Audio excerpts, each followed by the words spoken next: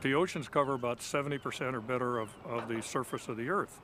And we've always thought of the ocean as a source that you could never deplete.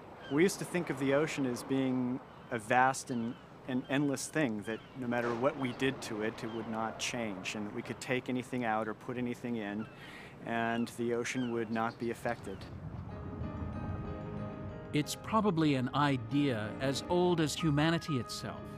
The world's oceans as a limitless resource, a vast aquatic wilderness that could never be depleted.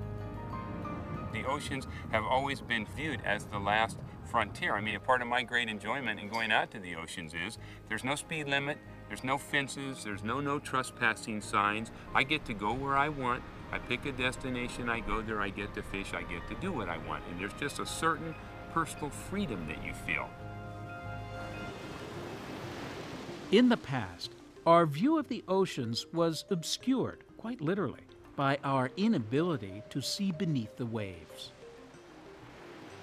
All we knew of the oceans, we gleaned from what we hunted, what we collected. But even as far back as 100 years ago, as some fish stocks began to decline, a few people began to suspect that we could impact the oceans. With the aid of new technology, like remote cameras and scuba, scientists confirmed this shift was so. The oceans were not limitless after all. The list of creatures whose numbers are declining is staggering, and those that remain are mostly young and small. When we would do the rock fishing in the 70s and even in the early 80s, you would go out and catch 15 fish. You could barely pick up that bag of fish because of the quality of the fish. And anymore, if you go on a rockfish trip, you'd be lucky if your bag weighed 20 pounds. That'd be a great day. There are many threats to the ocean. It's not just overfishing, but there's pollution and there's runoff from the land, and there's coastal development and habitat destruction of all kinds.